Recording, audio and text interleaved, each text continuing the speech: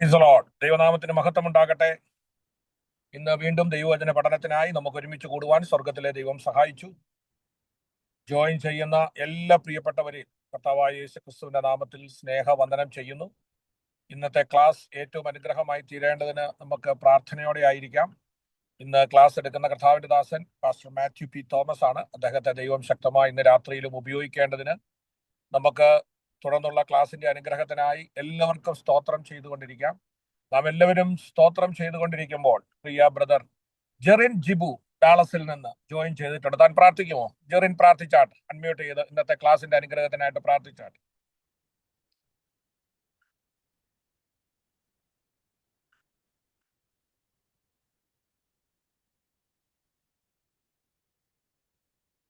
Okay, Jerin പ്രാർത്ഥിക്കുന്നില്ലെന്ന് തോന്നുന്നു. പ്രിയ അഞ്ജു സാറ പ്രാർത്ഥിച്ചാട്ട്.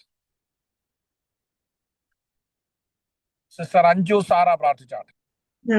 സ്നേഹിക്കുന്നവരുടെ സുഖസുഖതാവേ കർത്താവേ, ഈ രാത്രി സമയത്ത് കർത്താവേ ഞങ്ങൾക്ക് വചനാഴത്തിൽ പഠിപ്പാൻ തന്ന ഭാഗ്യത്തെ ഹൃദയത്തെ സ്തുതിക്കുന്നു, സ്തോത്രം ചെയ്യുന്നു കർത്താവേ. എല്ലാവരും കൂടി വന്ന് വചനം പഠിക്കുവാനും കർത്താവെ ഞങ്ങളുടെ ജീവിതത്തിന് ഒരു അനുഗ്രഹവും വിടുതലുമാക്കി തീർക്കണമേ എന്ന് പ്രാർത്ഥിക്കുന്നു കർത്താവെ ഇതിനെ കോർഡിനേറ്റ് ചെയ്യുന്ന ദേവദാസന്മാരെ എല്ലാം ഞങ്ങളുടെ കരങ്ങളിലേക്ക് ഏൽപ്പിക്കുന്നു. പഠിപ്പിക്കുന്ന അധ്യാപകരെ ഞങ്ങളുടെ കരങ്ങളിലേക്ക് ഏൽപ്പിക്കുന്നു കർത്താവെ. ഞങ്ങൾക്ക് വേണ്ടുന്ന അറിവ് പകർന്നു തരുവാൻ ദൈവം എവിടുന്ന് ബലപ്പെടുത്തണമേ എന്ന് പ്രാർത്ഥിക്കുന്നു കർത്താവെ വചനപ്രകാരം ഞങ്ങൾ ഓരോരുത്തരും ജീവിപ്പാനും കർത്താവെ ഓരോരുത്തരുടെയും മനസ്സിന്റെ വേദനകളും പ്രയാസങ്ങളൊക്കെ ഉണ്ടെങ്കിലും ഈ വചനം കേൾക്കുമ്പോൾ ഞങ്ങളുടെ ജീവിതത്തിൽ മനസ്സിന് സന്തോഷവും സമാധാനത്തോടെ ആയിരിക്കാൻ കൃപ തരണമേ എന്ന് പ്രാർത്ഥിക്കുന്നു. ഇന്നത്തെ ക്ലാസ്സും കർത്താവെ മാത്യു പാസ്റ്റർ തോമസ് പാസ്റ്റർ എടുക്കുന്നത് കർത്താവെ ഞങ്ങൾക്ക് അനുഗ്രഹമായി തീരുമാറാകണമേ എന്ന് പ്രാർത്ഥിക്കുന്നു. പഠിപ്പിക്കാനുള്ള കൃപയും കരുണയും കൊടുക്കുമാറാകണമേ എന്ന് പ്രാർത്ഥിക്കുന്നു. സങ്കീർത്തനങ്ങളിൽ നിന്ന് ആഴത്തിൽ ഞങ്ങൾക്ക് മനസ്സിലാക്കുവാൻ കൃപ തരണമേ എന്ന് പ്രാർത്ഥിക്കുന്നു. പ്രാർത്ഥനയ്ക്കായി സ്തോത്രം സകലം ചെയ്യുന്ന യേശുനാമത്തിൽ തന്നെ ആമേൻ. ആമേൻ. Thank you. തുടർന്നുള്ള ക്ലാസ് എടുക്കുവാൻ കർത്താവിന്റെ ശ്രേഷ്ഠദാസൻ പാസ്റ്റർ മാത്യു പി തോമസിനെ വളരെ സ്നേഹത്തോടെ ആദരവോടെ ക്ഷണിക്കുന്നു. കർത്താവിന്റെ പരിശുദ്ധമുള്ള നാമം വാഴ്ത്തപ്പെടുമാറാകട്ടെ. പ്രത്യേകാൽ ഈ ബൈബിൾ സ്റ്റഡി ക്ലാസ്സിൽ വിവിധ ടൈം സോണുകളിൽ നിന്ന് ജോയിൻ ചെയ്തിരിക്കുന്ന എല്ലാ പ്രിയപ്പെട്ടവർക്കും പ്രത്യേകാൽ ഈ മീറ്റിങ്ങിന് നേതൃത്വം നൽകിക്കൊണ്ടിരിക്കുന്ന നമ്മുടെ പ്രിയപ്പെട്ട പാസ്റ്റർ ലാലു ജേക്കബ് അവർക്കും സന്നിഹിതരായിരിക്കുന്ന ഏവർക്കും യേശു ക്രിസ്തു നാമത്തിലുള്ള വന്ദനം ഈ സമയം അറിയിക്കുകയാണ്. ദൈവവചന പഠനത്തോട് ബന്ധപ്പെട്ട് നാം ഒരുമിച്ച് ആയിരിക്കുമ്പോൾ പോയറ്റിക്കൽ ബുക്സ്, അതിൽ നിന്ന് സങ്കീർത്തനം എന്ന ഭാഗമാണല്ലോ നമ്മൾ പഠിച്ചുകൊണ്ടിരിക്കുന്നത്. ആ സങ്കീർത്തന വേദഭാഗത്തില് അഥവാ അതിൻ്റെ പ്രാരംഭ ചിന്തകൾ എന്ന നിലകളിൽ നമ്മൾക്ക് കഴിഞ്ഞ 2 ക്ലാസ്സുകളിൽ കുറച്ച് കാര്യങ്ങൾ ഔട്ട്ലൈനായിട്ട് മനസ്സിലാക്കുവാനായിട്ട് നമുക്ക് കഴിഞ്ഞു. അതിൽ ദൈവത്തെ സ്തുതിക്കുകയും നിങ്ങൾക്കത് മനസ്സിലായി എന്ന് ഞാൻ കരുതുകയും ചെയ്യും. സങ്കീർത്തനങ്ങൾ എന്ന പദം കൊണ്ട് ഉദ്ദേശിക്കുന്നത് എന്താണ്, അതിൻ്റെ അർത്ഥവ്യാപ്തി എന്തായിരുന്നു, അപ്പോൾ തന്നെ ശീർഷകങ്ങൾ എങ്ങനെയാണ് സങ്കീർത്തനത്തിൽ ഉണ്ടായത്, ശീർഷകങ്ങളുടെ പ്രാധാന്യത എന്താണ്, ശീർഷകങ്ങൾ കൊണ്ട് എന്തൊക്കെ നമുക്ക് ലഭിക്കുന്നു, ന്യൂ ടെസ്റ്റ്മെന്റിന്റെ കാലഘട്ടങ്ങളിൽ സങ്കീർത്തന പ്രാധാന്യത എന്താണ്, ഇങ്ങനെ ഒരു വലിയ വിവരണങ്ങൾ നമുക്ക് കഴിഞ്ഞ ക്ലാസ്സുകളിൽ പഠിക്കുവാൻ കഴിയും. ശീർഷകങ്ങൾക്കകത്ത് ഉൾക്കൊണ്ടിരിക്കുന്ന വ്യത്യസ്ത വീക്ഷണങ്ങളിലുള്ള പഠനം നമുക്ക് ലഭിക്കുവാൻ ദൈവം നമുക്ക് അവസരങ്ങൾ തന്നു. അതുകൊണ്ട് ഇന്ന് നമ്മൾ പഠിക്കാനായിട്ട് പോകുന്നത് അതിൻ്റെ അടുത്ത സെക്ഷനാണ്. അതിൻ്റെ അടുത്ത സെക്ഷൻ എന്ന് പറയുമ്പോൾ നാം വളരെ ഗൗരവത്തോടെ നാം മനസ്സിലാക്കേണ്ടതായ ഒരു പ്രധാനപ്പെട്ട ഒരു യാഥാർത്ഥ്യം തന്നെയാണ്. ഈ സങ്കീർത്തനങ്ങളിൽ വളരെ പ്രാധാന്യമർഹിക്കുന്ന മറ്റൊരു ഹെഡിങ്, ഇത് നമ്മുടെ ലാസ്റ്റ് ക്ലാസ്സിൽ ദൈവമാണ് അതിന്റെ കേന്ദ്രം. വളരെ സുതാര്യമായി ആരാധന പങ്കാളികളാൻ സാധിക്കുന്നു. എന്നിട്ട് ഞാൻ പറഞ്ഞിരുന്നു, ശീർഷകങ്ങളെ കുറിച്ച് ഒരു അസൈൻമെന്റ് നിങ്ങൾ തയ്യാറാക്കണം. ശീർഷകങ്ങളെ കുറിച്ച്, ടൈറ്റിൽസിനെ കുറിച്ച്. സൂപ്പർസ്ക്രിപ്ഷൻ എന്നും പറയും. സൂപ്പർസ്ക്രിപ്ഷൻ, ടൈറ്റിൽസ്, ഹെഡിങ്, ശീർഷകം. അപ്പൊ ഇതിന്റെ ഒരു അസൈൻമെന്റ് നിങ്ങൾ തയ്യാറാക്കണം. തയ്യാറാക്കിയിട്ട് അതിന്റെ വാട്സപ്പിൽ അയച്ചു തരും എന്നാണ് ഞാൻ പ്രതീക്ഷിക്കുന്നത്. മുന്നോട്ട് അധികം താമസിച്ചു പോയാൽ ബുദ്ധിമുട്ടായിട്ട് വരും. കാരണം വീണ്ടും അടുത്ത ക്ലാസ്സുകളിലേക്ക് നമ്മൾ പ്രവേശിക്കുകയാണ് എന്നുള്ള കാര്യം ഓർക്കുക. അതിന് നിങ്ങൾക്ക് എവിടെ കിട്ടും? തലക്കെട്ടെന്നാണോ? ശീർഷകങ്ങൾ എന്നാൽ തലക്കെട്ടെന്നാണോ? അതെ, ഓക്കെ, താങ്ക് യു. തലക്കെട്ടുകൾ തന്നെ ശീർഷകം. അതിനെക്കുറിച്ച് കമന്ററികളിൽ നിന്നോ ബൈബിൾ ഡിക്ഷണറികളിൽ നിന്നൊക്കെ വളരെ വ്യക്തമായി നിങ്ങൾക്ക് കിട്ടും. ഡിക്ഷണറികൾ, ബൈബിൾ കമന്ററി, ഇന്റർപ്രിട്ടേഷൻസ്, ഇതിൽ നിന്നൊക്കെ നമുക്ക് ലഭിക്കും. ഓക്കെ, അവിടെ ഞാൻ ഇന്നത്തെ ക്ലാസ്സുകളിലേക്ക് പ്രവേശിക്കുകയാണ്. സങ്കീർത്തനങ്ങളിലെ സാഹിത്യ രൂപങ്ങൾ ശ്രദ്ധിക്കുക. എങ്ങനെയാണ് നമ്മൾ സങ്കീർത്തനങ്ങൾ പഠിക്കുന്നത്? ഈ പാട്ടുകൾ എന്ന് പറയുന്ന എല്ലാ സ്ഥലത്തും നമുക്ക് പാടാൻ പറ്റില്ലല്ലോ. പാട്ടുകൾക്ക് വളരെ പ്രത്യേകതകളുണ്ട്. പക്ഷെ എന്തൊക്കെയാണ് ആ പ്രത്യേകതകൾ എന്നുള്ളത് നമ്മൾ പഠിക്കാനായിട്ട് പോവുകയാണ്. സങ്കീർത്തനങ്ങളിലെ സാഹിത്യരൂപം എന്നുദ്ദേശിക്കുന്നത്, നിങ്ങൾ ശ്രദ്ധിക്കൂ, ഒന്ന് ഡിഫറെന്റ് ടൈപ്സ് ഓഫ് സാങ്സ്. അപ്പം ഒത്തിരി വ്യത്യസ്തമായ സങ്കീർത്തനങ്ങളുണ്ട് എന്നുള്ളത് നമ്മൾ ആഗ്രഹിക്കുക. അതിൽ ഒന്നാമത്തെ ഗ്രൂപ്പിന്റെ പേരാണ് HYMN, ഹിം എന്ന് പറയും. ഹിം. ഹിം എന്ന് പറഞ്ഞാൽ എ സാം ഓഫ് പ്രൈസ്, സ്തുതിഗീതം എന്നാണ് ഹിം എന്ന വാക്കിന്റെ അർത്ഥം. സ്തുതിഗീതം. അപ്പോൾ തന്നെ കീർത്തനങ്ങൾ, ഗീതങ്ങൾ. മലയാളത്തിൽ ഹിം എന്നാൽ സ്തോത്രം, ഭക്തിഗാനം അല്ലെങ്കിൽ കീർത്തനം എന്നാണ് അർത്ഥം. ദൈവത്തെയോ പ്രകൃതിയെയോ സ്തുതിച്ചു പാടുന്ന ഗാനങ്ങളെയാണ് ഇങ്ങനെ സാധാരണ ഹിം എന്നതുകൊണ്ട് ഉദ്ദേശിക്കുന്നത്. അതായത് ദൈവത്തെയോ പ്രകൃതിയെയോ സ്തുതിച്ചു പാടുന്ന ഗാനങ്ങൾ. എന്നാൽ നമ്മൾ സങ്കീർത്തനങ്ങളോട് ബന്ധപ്പെട്ട് പഠിക്കുമ്പോൾ ദൈവത്തെ സ്തുതിച്ച് പാടുന്ന ഗാനങ്ങൾക്ക് പറയുന്ന പേരാണ് ഹിം എന്ന് പറയുന്നത്, അല്ലെങ്കിൽ സ്തുതിഗീതങ്ങൾ എന്ന് പറയാം. സ്തുതിഗീതങ്ങൾ. അപ്പം നമുക്കൊരു പാട്ട് കിട്ടിയാൽ സ്തുതിഗീതമാണോ എന്നെങ്ങനെയാ അറിയുന്നത്? നമ്മുടെയൊക്കെ സഭായോഗങ്ങൾ, ആരാധനകളിൽ സ്തുതിഗീതങ്ങളാണ് സത്യത്തിൽ ഉപയോഗിക്കേണ്ടത്. സ്തുതിഗീതങ്ങൾ. പക്ഷെ ഏതാണ് സ്തുതിഗീതങ്ങൾ എന്ന് എങ്ങനെയാ നമ്മൾ അറിയുന്നത്? നമ്മളെ സംബന്ധിച്ച് സിയോൻ ഗീതാവലി നമുക്കുണ്ട്. പാട്ട് പാടാന്ന് പറഞ്ഞാൽ ഇന്ന പാട്ടെന്നില്ലല്ലോ. എവിടെയെങ്കിലും പാട്ട് ദിവസം മറിക്കുക, കിട്ടുന്ന പാട്ട് പാടുക. നോ, അങ്ങനെ ചെയ്യാൻ പാടില്ല. അപ്പൊ സ്തുതിഗീതങ്ങൾ നമ്മൾ കണ്ടുപിടിക്കണം. സ്തുതിഗീതങ്ങൾ. അപ്പൊ എന്താണ് ഈ സ്തുതിഗീതങ്ങൾ? അല്ലെങ്കിൽ ഏതാണ് ഈ സ്തുതിഗീതങ്ങൾ? അല്ലെങ്കിൽ സ്തുതിഗീതങ്ങൾ എങ്ങനെയാണ് നമുക്ക് മനസ്സിലാക്കാൻ കഴിയുന്നത്? Okay, next, a descriptive psalm of praise എന്നാണ് ഇതിന് കൊടുത്തിരിക്കുന്ന അർത്ഥം. ഹിം എന്ന് പറഞ്ഞാൽ എ ഡിസ്ക്രിപ്റ്റീവ്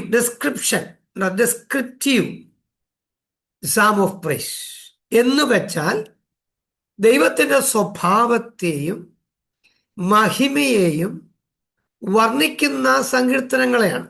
അതായത് ദൈവത്തിന്റെ വലിയ പ്രവൃത്തികൾ മാത്രമല്ല, അവിടുത്തെ സ്വഭാവം, കാരുണ്യം, വിശ്വസ്തത എന്നിവകളെ കുറിച്ചെല്ലാം പാടി പുകഴ്ത്തുന്ന ഭാഗങ്ങളെയാണ് അങ്ങനെ വിശേഷിപ്പിക്കുന്നത്. മലയാളത്തിൽ ഇതിനെ ദൈവത്തിന്റെ മഹിമയെ വർണ്ണിക്കുന്ന സ്തുതി സങ്കീർത്തനം അല്ലെങ്കിൽ സ്തുതിഗീതം എന്ന് നമുക്ക് പറയാം. അപ്പൊ ഡെസ്ക്രിപ്റ്റീവ് സാം ഓഫ് പ്രൈസ് ഡിസ്ക്രിപ്ഷനാണ്. എന്താണ് ഈ ഡിസ്ക്രിപ്ഷൻ?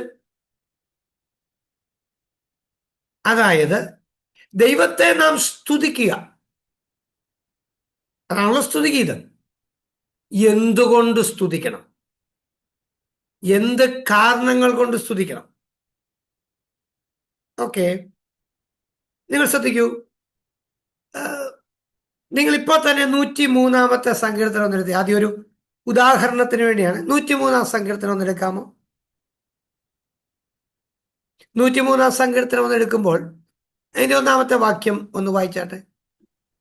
എൻ മനമേ യഹോവയെ വാഴ്ത്തുക, എന്റെ സർവാന്തരംഗവുമേ അവന്റെ വിശുദ്ധ നാമത്തെ വാഴ്ത്തുക. ഓക്കെ, അടുത്തൂടെ. എൻ മനമേ യഹോവയെ വാഴ്ത്തുക, അവന്റെ ഉപകാരങ്ങളൊന്നും മറക്കരുത്. ഓക്കെ, അവൻ നിന്റെ അകൃത്യമൊക്കെയും മോചിക്കുന്നു, നിന്റെ സകല രോഗങ്ങളെയും സൗഖ്യമാക്കുന്നു. മതി, ഒന്ന് നിർത്തിക്കേ. ഇപ്പൊ നമ്മള് വായിച്ച വാക്യങ്ങൾ എല്ലാവരും കേട്ടു. ഈ ഗ്രൂപ്പിലുള്ള എല്ലാവരും കേട്ടു, അല്ലെങ്കിൽ എല്ലാവരുടെയും കൈ ബൈബിളുണ്ട്. ബൈബിൾ ഒന്ന് തുറന്നു വെക്കുന്നതിന് വിരോധമില്ല. തുറന്നു വെച്ചിട്ട് നമ്മളിപ്പോ ആ 103 സങ്കീർത്തനമാണ് ഇപ്പോൾ ഇവിടെ പറഞ്ഞത്. എൻ മനമേ യഹോവയെ വാഴ്ത്തുക, എന്റെ സർവ്വ അന്തരംഗവുമേ അവന്റെ വിശുദ്ധ നാമത്തെ വാഴ്ത്തുക. എൻ മനമേ യഹോവയെ വാഴ്ത്തുക, അവന്റെ ഉപകാരങ്ങളൊന്നും മറക്കരുത്. അപ്പൊ ഈ ആദ്യത്തെ 1-2 വാക്യങ്ങൾ ഉണ്ടോ? 1-2 വാക്യങ്ങൾ അല്ല 3-ാം വാക്യം. അവൻ നിന്റെ അകൃത്യമൊക്കെ മോചിക്കുന്നു ഉണ്ടോ? നിന്റെ സകല രോഗങ്ങളെയും സൗഖ്യമാകും. C the deviation. ഇവിടെ ആ വ്യത്യാസം നമ്മളൊന്ന് കണ്ട് മനസ്സിലാക്കണം. 1-2 വാക്യങ്ങളിൽ ദൈവത്തെ സ്തുതിക്കുക എന്നാണ് പറഞ്ഞത്. ദൈവത്തെ ആരാധിക്കുക, ദൈവത്തെ മഹത്വപ്പെടുത്തുക, ദൈവത്തെ വാഴ്ത്തുക. ആരാധനയ്ക്ക് വേണ്ടി ഒരു ആഹ്വാനമായിരുന്നു നടത്തിയത്. ആരാധനയ്ക്കുള്ള ഒരു ആഹ്വാനം. അങ്ങനെയാണെങ്കിൽ ആരാധനയ്ക്കുള്ള ഒരു ആഹ്വാനം നടത്തി. 1-2 വാക്യങ്ങൾ. എന്തുകൊണ്ട് ദൈവത്തെ ആരാധിക്കണം? അതാണ് 3-ാം വാക്യത്തെ പറഞ്ഞത്. നിന്റെ അകൃത്യമൊക്കെയും മോചിച്ചു, അതുകൊണ്ട് അവനെ ആരാധിക്കണം. നിന്റെ സകല രോഗങ്ങളെയും സൗഖ്യമാക്കി, അതുകൊണ്ട് ദൈവത്തെ വാഴ്ത്തണം. നിന്റെ ജീവനെ നാശത്തിൽ നിന്ന് വീണ്ടെടുക്കുന്നു, ദയയും കരുണയും നിന്നെ അണിയിച്ചിരിക്കുന്നു, അതുകൊണ്ട് ദൈവത്തെ ആരാധിക്കണം, അല്ലെ ദൈവത്തെ വാഴ്ത്തണം. അങ്ങനെയാണെങ്കിൽ 103 സങ്കീർത്തനം ഒരു ഹിമ്മാണ് കേട്ടോ, ഒരു കീർത്തനമാണ്, ഒരു സ്തുതിഗീതമാണ്. അപ്പോൾ സ്തുതിഗീതത്തിനകത്ത് പ്രധാനമായും 2 ഇലമെന്റ്സ് ഉണ്ടായിരിക്കണം. ശ്രദ്ധിക്കൂ, കൺസ്ട്രക്ഷൻ ഓഫ് ഹിം. എങ്ങനെയാണ് ഒരു സ്തുതിഗീതം നമ്മൾ കൺസ്ട്രക്ട് ചെയ്യുന്നത്? 2 ബേസിക് എലമെന്റ്സ്. അടിസ്ഥാനപരമായി 2 ഘടകങ്ങൾ ഒരു സ്തുതിഗീതത്തിനകത്തുണ്ടായിരിക്കണം. ഏതൊക്കെയാണ് 2 ഘടകങ്ങൾ? നമ്പർ 1, ആരാധനയ്ക്കായിട്ടുള്ള ആഹ്വാനമാണ്. കോൾ ടു വർഷിപ്പ് എന്ന് പറയും. Call to worship. ആരാധനയ്ക്ക് വേണ്ടി ഒരാഹ്വാനം നടത്തുകയാണ്. ആരാധനയ്ക്ക് വേണ്ടിയുള്ള ആഹ്വാനം എന്ന് പറയുമ്പോൾ എന്താ എന്ന് സത്യത്തിൽ ഞാൻ പറയേണ്ട ആവശ്യം ഇല്ല എന്ന് എനിക്ക് നല്ലവണ്ണം അറിയാം. നമ്മൾ സങ്കീർത്തനം വായിക്കുമ്പോൾ തന്നെ നമുക്ക് പെട്ടെന്ന് അത് മനസ്സിലാക്കാനായിട്ട് കഴിയും എന്നുള്ളതാണ് ഏറ്റവും പ്രധാനപ്പെട്ടതായ ഒരു കാര്യം. ഒരു കാര്യം ചെയ്തോളൂ. 29-ാമത്തെ സങ്കീർത്തനം നിങ്ങൾ നിർത്തി. 29, സാം 29, സങ്കീർത്തനം 29. 29 സങ്കീർത്തനത്തിന്റെ 1-ാമത്തെ വാക്യം ഒന്ന് വായിച്ചേ. ദൈവപുത്രന്മാരെ യഹോവയ്ക്ക് കൊടുപ്പി, യഹോവയ്ക്ക് മഹത്വവും ശക്തിയും കൊടുപ്പി. ഓക്കെ, 2-ാം വാക്യം. യഹോവയ്ക്ക് അവന്റെ നാമത്തിന്റെ മഹത്വം കൊടുപ്പീൻ, വിശുദ്ധ അലങ്കാരം ധരിച്ച് യഹോവയെ നമസ്കരിപ്പീൻ. ആണോ? ആ 1-2 വാക്യങ്ങൾ എന്തായിരുന്നു? ദൈവപുത്രന്മാരെ യഹോവയ്ക്ക് കൊടുപ്പീൻ, യഹോവയ്ക്ക് മഹത്വവും ശക്തിയും കൊടുപ്പീൻ, യഹോവയ്ക്ക് അവന്റെ നാമത്തിന്റെ മഹത്വം കൊടുപ്പീൻ. വിശുദ്ധാലങ്കാരം ധരിച്ച് യഹോവയെ നമസ്കരിപ്പീൻ. ആരാധനയ്ക്കുള്ള ഒരു ആഹ്വാനമാണ്. എന്നാൽ ശ്രദ്ധിക്കുക, അതാണ് ആരാധനയ്ക്കുള്ള ആഹ്വാനം. ഓക്കെ, അപ്പൊ നമുക്കൊരു സങ്കീർത്തനം കൈ കിട്ടിയാൽ 33-ാം സങ്കീർത്തനത്തിന്റെ 1-ാം വാക്യം ഒന്ന് വായിച്ചു നോക്കി. Psalm 33.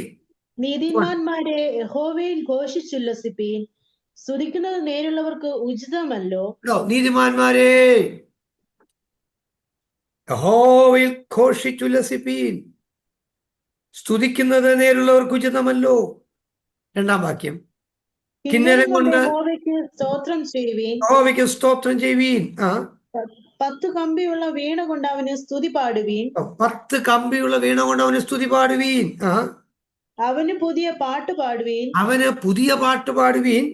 ഘോഷസ്വരത്തോടെ നന്നായി വാദ്യം വായിപ്പീൻ. ഘോഷസ്വരത്തോടെ നന്നായി വാദ്യം വായിപ്പീൻ. യഹോവയുടെ വചനം നേരുള്ളത്. അപ്പൊ ആ ഡീവിയേഷൻ കിട്ടിയോ? നിങ്ങൾക്ക് മനസ്സിലായോ? യഹോവയുടെ വചനം നേരുള്ളതാണ്, അവന്റെ സകല പ്രവൃത്തികളും വിശ്വസ്തതയുള്ളതാണ്. അപ്പൊ ആ 4-ാമത്തെ വാക്യം മുതൽ ഡീവിയേഷനായി. 1, 2, 3 വാക്യം ആരാധനയ്ക്കുള്ള ആഹ്വാനമാണ്. കോൾ ടു വർഷിപ്പ്, ആരാധനയ്ക്ക് വേണ്ടി ആഹ്വാനം നടത്തുക. സെക്കൻഡ് എലിമെന്റ് എന്ന് പറയുന്നത് എന്താണ്? അപ്പൊ 1-ാമത്തെ എലിമെന്റ് ഞാൻ ഇതുവരെ പറഞ്ഞു, ആരാധനയ്ക്ക് വേണ്ടിയുള്ള ഒരു ആഹ്വാനം, കോൾ ടു വർഷിപ്പ്. അതാണ് ഹിം എന്ന് പറയുന്ന സങ്കീർത്തനത്തിന്റെ ആദ്യ ഭാഗം. ആരാധനയ്ക്ക് വേണ്ടിയുള്ള ആഹ്വാനമായിരിക്കും. സെക്കൻഡ് പാർട്ട് എന്ന് പറയുന്നത് description of what God has done and what God is like. അതായത് ദൈവം എന്ത് ചെയ്തു, അതായത് ആരാധനയ്ക്ക് വേണ്ടിയുള്ള ഒരു ആഹ്വാനം ചെയ്യുവാൻ ദൈവം എന്ത് ചെയ്തു, what God has done in our life. നമ്മുടെ ജീവിതത്തിൽ ദൈവം എന്ത് ചെയ്തു. അപ്പോൾ ഒരു കീർത്തനത്തിനകത്ത് ആരാധനയ്ക്കുള്ള ഒരാഹ്വാനത്തിന്റെ വചനങ്ങൾ, വാക്കുകൾ 1 വാക്യത്തിലോ 2 വാക്യത്തിലോ 3 വാക്യം, ചിലപ്പം 4, 5, 6 വാക്യങ്ങളിൽ വരെ നിങ്ങൾക്ക് ആരാധനയ്ക്കുള്ള ആഹ്വാനം ലഭിച്ചു എന്ന് വന്നേക്കാം. That depends, no problem. എന്നാൽ സെക്കൻഡ് പാർട്ട് എന്ന് പറയുന്നത് ദൈവം എന്ത് ചെയ്തു, വാട്ട് ഗോഡ് ഹാസ് ഡൺ. ദൈവം എന്ത് ചെയ്തു. അല്ലെങ്കിൽ ദൈവം എന്തായിരിക്കും. ദൈവം എന്തായിരിക്കും എന്ന് ചോദിച്ചാൽ വാട്ട് ഗോഡ് ഈസ് ലൈക്ക് എന്ന് ചോദിച്ചാൽ അതിന് പറഞ്ഞ അതിനർത്ഥം നമുക്ക് പെട്ടെന്ന് മലയാളത്തിൽ ദൈവം എന്തായിരിക്കും എന്ന് ചോദിച്ചാൽ നമുക്ക് അർത്ഥം പിടികിട്ടില്ല. പക്ഷെ അതിനർത്ഥം ഇത്രേ ഉള്ളൂ, വാട്ട് ഗോഡ് ഈസ് ലൈക്ക്. ദൈവം എന്തായിരിക്കുന്നു, അതായത് ദൈവത്തിന്റെ മഹത്വത്തെ കുറിച്ച് വർണ്ണിക്കുക, ദൈവത്തിന്റെ സ്വഭാവങ്ങളെ കുറിച്ച് വർണ്ണിക്കുക. തീർന്നില്ല, ദൈവത്തിന്റെ ആട്രിബ്യൂട്ട്സ്. എന്താണ് ഈ ആട്രിബ്യൂട്ട്സ് എന്ന് പറഞ്ഞാൽ? കഴിഞ്ഞ സെമസ്റ്ററിൽ തിയോളജികളെ പഠിപ്പിച്ച ആട്രിബ്യൂട്ട്സ്, പെർഫെക്ഷൻസ് എന്ന് പറയും. അപ്പൊ ദൈവത്തിന്റെ പെർഫെക്ഷൻസിനെ കുറിച്ച് പറയുക. ദൈവം സർവ്വവ്യാപിയാണ്, സർവജ്ഞാനിയാണ്, സർവശക്തനാണ്, എന്തുമാകട്ടെ അവകളെ കുറിച്ചുള്ള വർണ്ണനകളാകാം ഇതിന്റെ സെക്കൻഡ് പാർട്ട് എന്ന് പറയുന്നത്. അങ്ങനെയെങ്കിൽ അങ്ങനെയുള്ള കീർത്തനങ്ങൾക്ക് പറയുന്ന പേരാണ് സ്തുതിഗീതങ്ങൾ. സ്തുതിഗീതങ്ങൾ. അപ്പൊ സ്തുതിഗീതങ്ങളുടെ സെക്ഷൻസ് 2 എലിമെന്റ്സ് ആണുള്ളത്. ഒന്ന്, കോൾ ടു വർഷിപ്പ്, ആരാധനയ്ക്കുള്ള ആഹ്വാനമാണ്. 2, ഡിസ്ക്രിപ്ഷൻ കൊടുക്കുക, what God has done or what God is like. ദൈവം എന്താണ്, അല്ലെങ്കിൽ ദൈവം എന്ത് ചെയ്തു.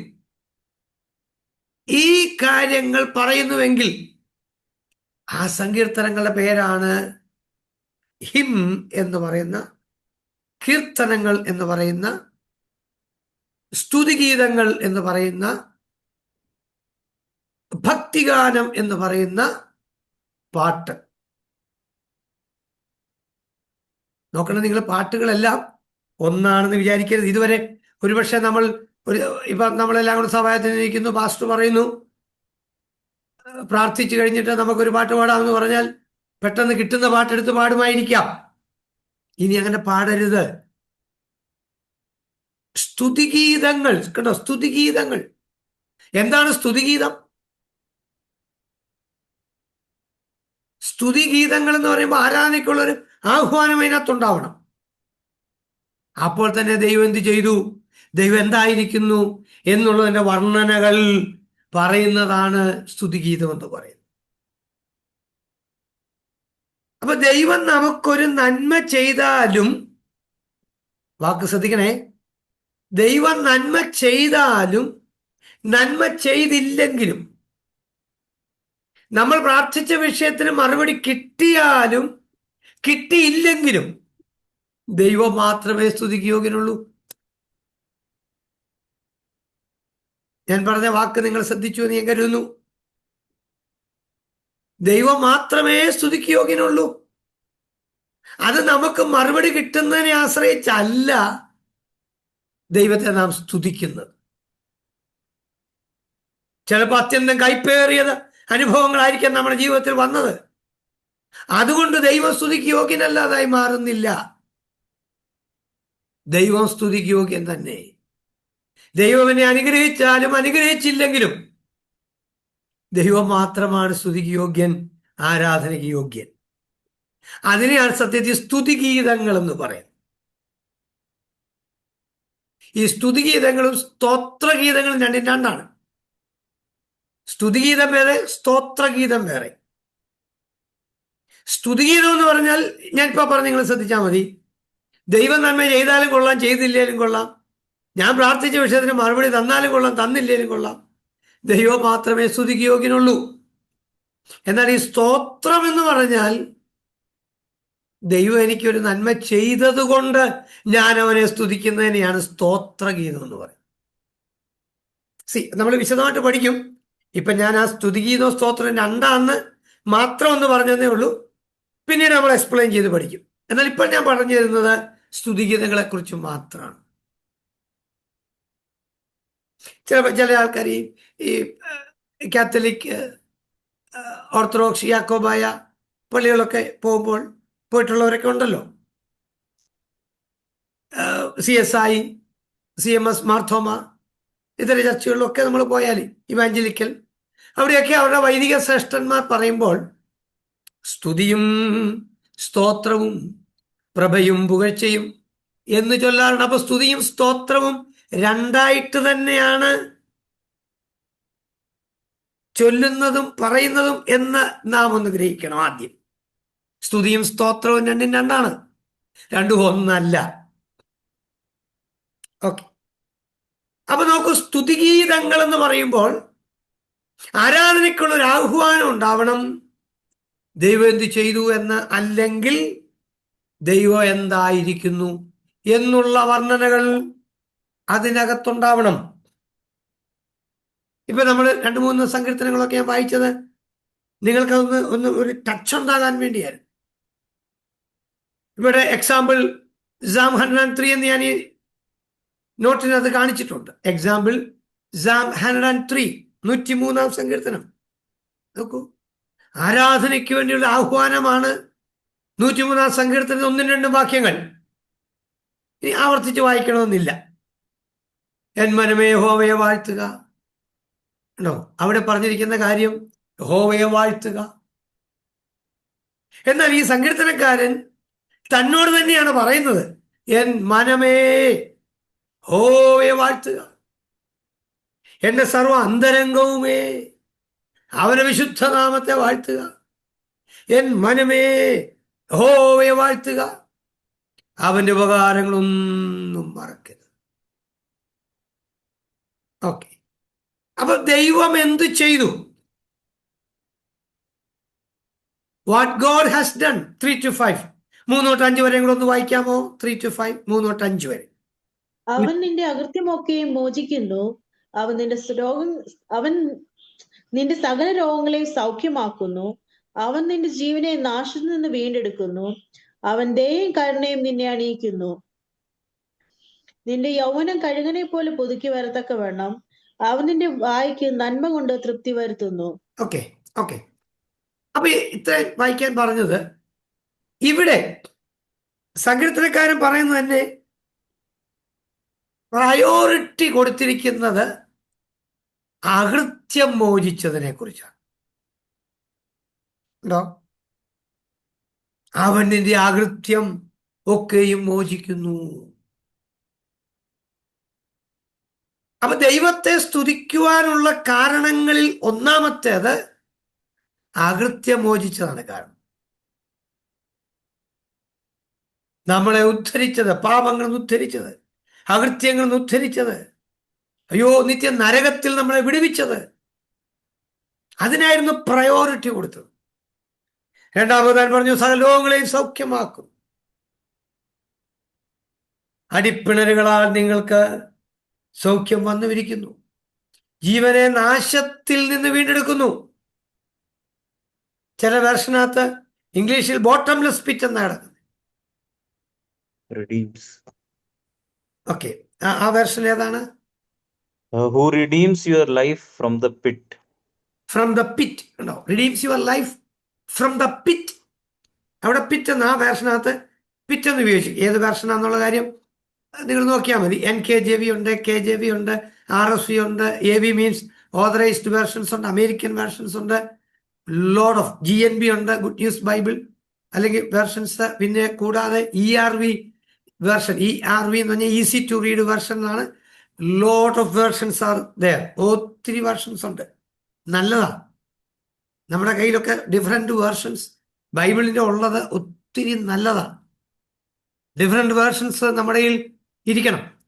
നമ്മൾ യൂസ് ചെയ്യുന്നത് NKJV ആയിക്കോട്ടെ എവറി ടൈം. എന്നാൽ മറ്റു വേർഷനെല്ലാം നമ്മൾ ചെക്ക് ചെയ്യണം.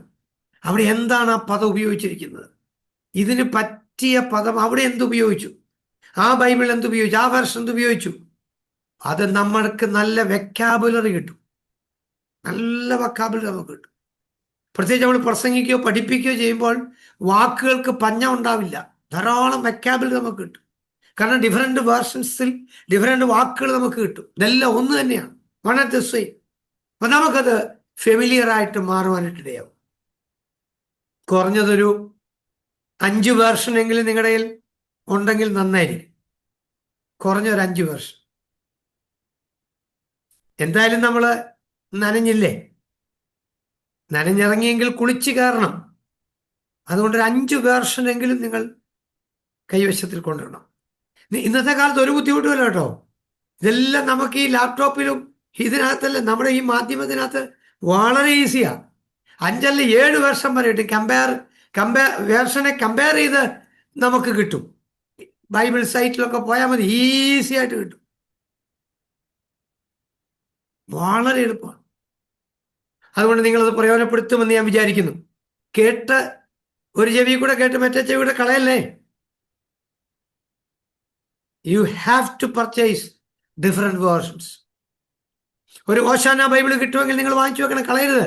ചിലപ്പോൾ കാത്തലിക് ബാക്ക്ഗ്രൗണ്ടിൽ നിന്ന് വിശ്വാസത്തിൽ വന്നവർ എന്നെ ശ്രദ്ധിക്കുന്നെങ്കിൽ, ഈ വിശ്വാസത്തിൽ പെന്തിക്കോസ് വിശ്വാസത്തിൽ വന്നപ്പോൾ കാത്തലിക് ബൈബിൾ നിങ്ങൾ വലിച്ചെറിയരുത്. അതിനകത്തെ വാക്കുകൾ എത്ര ഹൃദ്യമാണ്, നല്ല വാക്കുകളാണ്. POC ബൈബിളുകളുണ്ട്, ഓശാന ബൈബിളുകളുണ്ട്, ഡിഫറെന്റ് വേർഷൻസ്. മലയാളം തന്നെ ഒത്തിരി വേർഷൻസ് ഉണ്ട്. ഭാരത് ബൈബിൾ സൊസൈറ്റിയുടെ ബൈബിളുകളുണ്ട്, ബൈബിൾ സൊസൈറ്റി ഓഫ് ഇന്ത്യയുടെ ബൈബിളുണ്ട്. ഇതെല്ലാം നമ്മൾ വായിച്ചാൽ അത്രയും കൂടെ നമുക്ക് പ്രയോജനമാണ്. NIV ഉണ്ട്, ന്യൂ ഇന്റർനാഷണൽ വേർഷൻസ്. എൻ്റെ കയ്യിൽ പരിശുദ്ധ ബൈബിൾ എന്ന് പറഞ്ഞൊരു വേർഷൻ ഇരിപ്പുണ്ട്. അതെന്താന്ന് ചോദിച്ചാൽ ഡയറക്റ്റ് ആയിട്ട് ഗ്രീക്കിൽ നിന്ന് മലയാളത്തിലേക്ക് വിവർത്തനം ചെയ്തൊരു ബൈബിളാണ്. നമ്മുടെ ഈ കിട്ടിയിരിക്കുന്ന ബൈബിളുകളൊന്നും ഡയറക്റ്റായിട്ട് മലയാളത്തിൽ എഴുതിയതല്ല.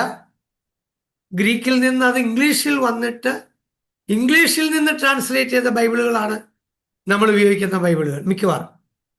എന്നാൽ ഡയറക്റ്റ് ഗ്രീക്കിൽ നിന്ന് മലയാളത്തിലേക്ക് വന്നിട്ടുള്ള ബൈബിളുകൾ ഇന്ന് സുലഭമാണ്. ഓക്കെ, അതൊക്കെ ഞാൻ തന്നെ നിങ്ങളോട് ബിബ്ലിയോളജിയിൽ പഠിപ്പിച്ചതാണ്, ഓർമ്മയുണ്ടെന്ന് കരുതുന്നു. ഇല്ലെങ്കിൽ വിട്ടേക്കുക. എന്നാൽ ഈ ഭാഗത്ത് നോക്കൂ, ബൈബിൾ നമുക്ക് വ്യത്യസ്ത വേർഷൻസ് കയ്യിലുള്ള നല്ലതാണ്. ഇപ്പൊ ഫോർ എക്സാമ്പിൾ ഇപ്പൊ തന്നെ ഒരു വാക്യം ഒന്ന് വായിക്കാം. 22-ാം സങ്കീർത്തനം. ഓക്കെ, 22-ാം സങ്കീർത്തനത്തിനകത്ത് ഒരു വാക്യം 13-ാമത്തെ വാക്യം ഒന്ന് വായിച്ചു നോക്കി. ഭൂവിഷ്യോടെ അലറുന്ന സിംഹം പോലെ അവർ എന്റെ നേരെ വായ് പിളർക്കുന്നു. ഓക്കെ, ബുഭുക്ഷയോടെ അലറുന്ന സിംഹം എന്ന പോലെ അവർ എന്റെ നേരെ വായ് പിളർക്കുന്നു. വേറെ ഏതെങ്കിലും വെർഷൻ ആരെങ്കിലും ഉണ്ടോ?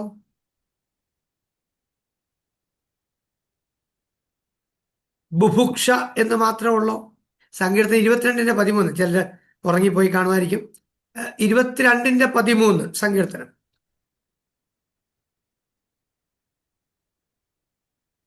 ബുഭുക്ഷ എന്നല്ലാതെ വേറെ ഏതെങ്കിലും ഉണ്ടെങ്കിൽ ഒന്ന് വായിച്ചാട്ടെ. എന്റെ ബുഭൂഷയോട് അലറുന്നു. ബുഭുക്ഷ അല്ലാതെ എന്തെങ്കിലും ഉണ്ടെങ്കിൽ വായി. ഇല്ല. ഇല്ല, എല്ലാടെങ്കിലും ഒരു ബൈബിളേ ഉള്ളൂ. ഓക്കെ, പല വേർഷൻസ് കയ്യിലുണ്ടെങ്കിൽ പഠനം എന്ത് സുഖമാണെന്നറിയാം. പക്ഷെ വിശന്ന് അലറുന്ന സിംഹം പോലെ. കറക്റ്റ്. ബുഭുക്ഷ എന്നുള്ളതിന് ഭാരത് ബൈബിൾ സൊസൈറ്റി യൂസ് ചെയ്യുന്നത് വിശന്ന് അലറുന്ന, വിശപ്പ് കൊണ്ട് അലറുന്ന സിംഹം എന്ന പോലെ എന്നാ ഉപയോഗിച്ചിരിക്കുന്നത്. ഇവിടെ ഇങ്ങനെ എഴുതിയിരിക്കുന്ന ആർത്തിയോടെ അലറി അടുക്കുന്ന സിംഹം എന്ന പോലെ. ഓക്കെ, ഇതാണ് ഞാൻ പറഞ്ഞത്. നിങ്ങളുടെ എല്ലാവരുടെ കയ്യിൽ വിവിധ വേർഷൻസ് ഉണ്ട്. ഇത് വായിക്കാൻ പറഞ്ഞ ആരും വായിക്കുന്നില്ല. ഞാൻ എന്ത് ചെയ്യാനാ? ആർത്തിയോടെ അലറി അടുക്കുന്ന സിംഹം. ഓ, ഈ ബുഭുക്ഷ എന്ന് പറയുമ്പോൾ ഈ പ്രത്യേകിച്ച് 13-ാമത്തെ വാക്യം കൂടെ ആയതുകൊണ്ട് ഈ വാക്യപ്രതിവാക്യമായിട്ടാണ് വായിക്കുന്നത് നമ്മൾ സങ്കീർത്തനം സഭകളിൽ. 1-ാം വാക്യം പാസ്റ്റർ വായിക്കും, 2-ാം വാക്യം ജനങ്ങൾ വായിക്കും. ലിറ്റർജിക്കൽ വീരിങ്ങിന് ഇങ്ങനെ പോകുന്നത് കൊണ്ട് ഈ 13-ാം വാക്യം പാസ്റ്റർമാരുടെ കയ്യിലാണ്. ഈ വെപ്പ് വല്ലതും ഉള്ള പാസ്റ്റർമാരാണെങ്കിൽ ആകെ കൂടി ബുഭുക്ഷ എന്നൊക്കെ പറയുമ്പോൾ ചിലപ്പോൾ പല്ലൊക്കെ തെറിച്ച് പോയെന്ന് വരും. വലിയ പാടാ.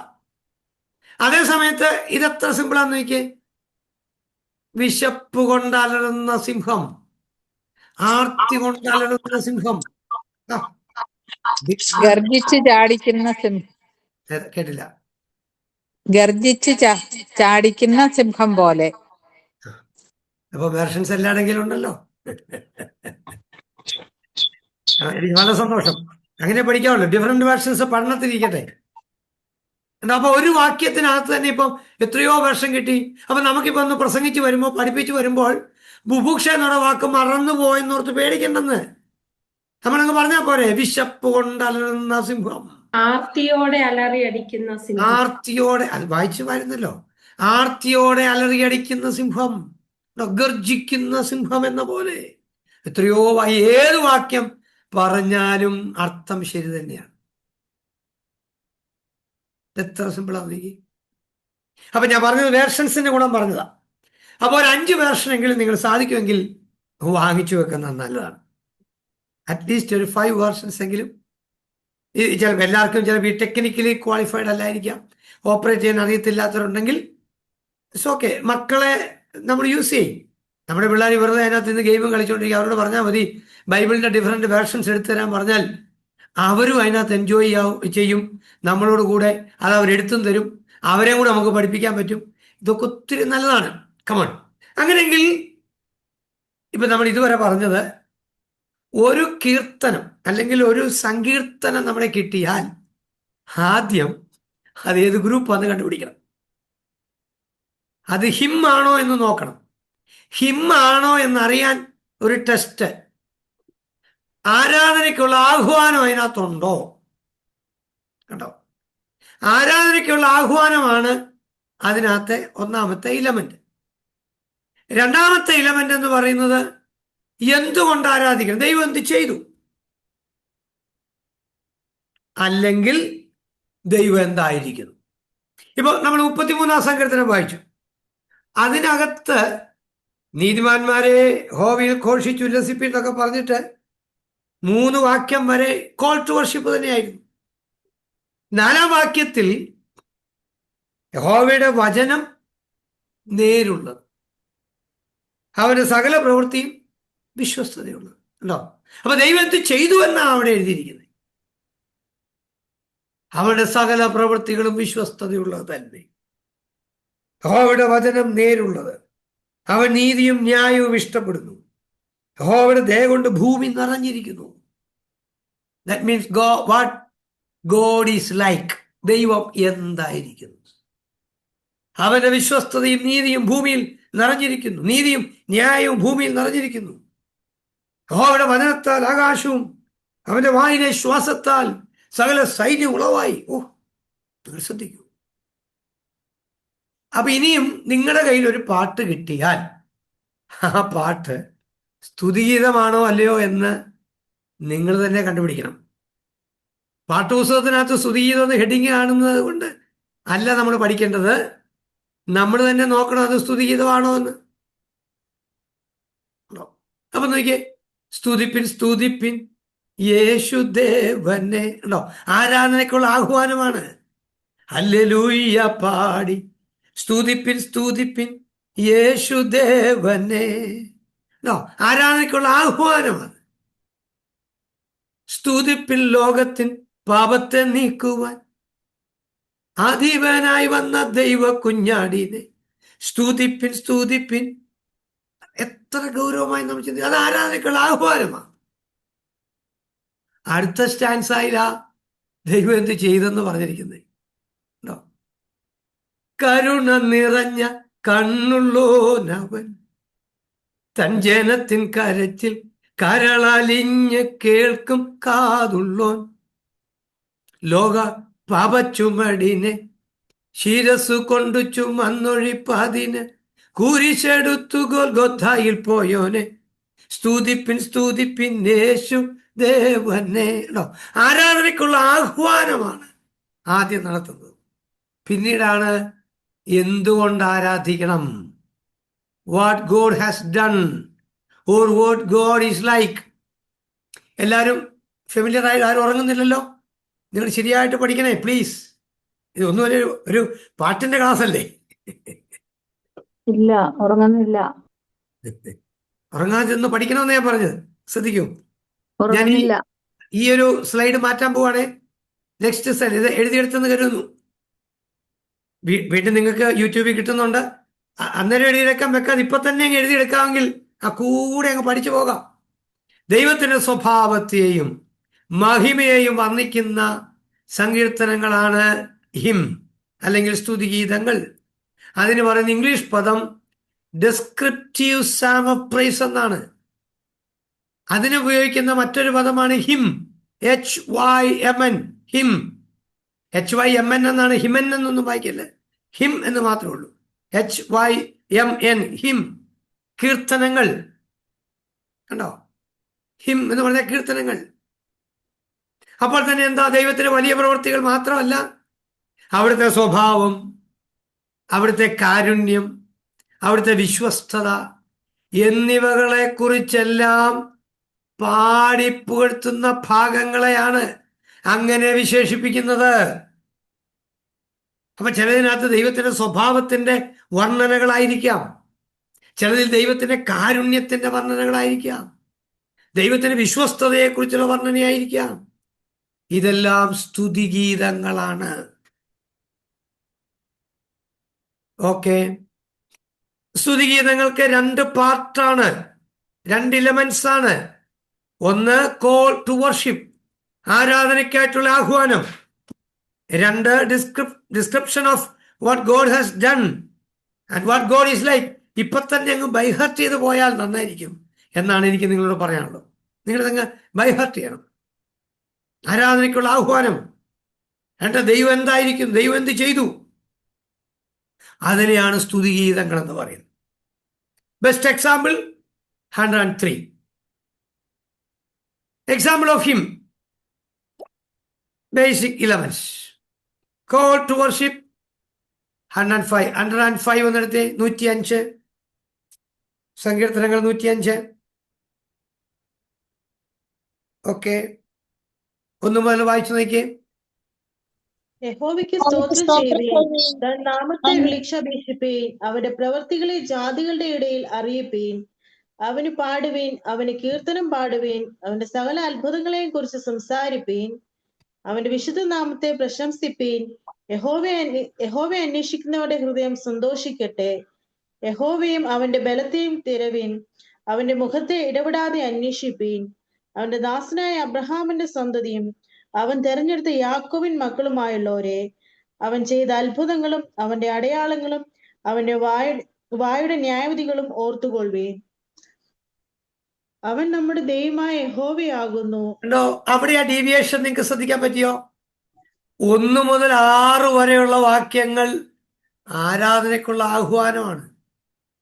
7-ാം വാക്യത്തിലാ പറഞ്ഞത് അവൻ നമ്മുടെ ദൈവമായ യഹോവയാകുന്നു. What God is like.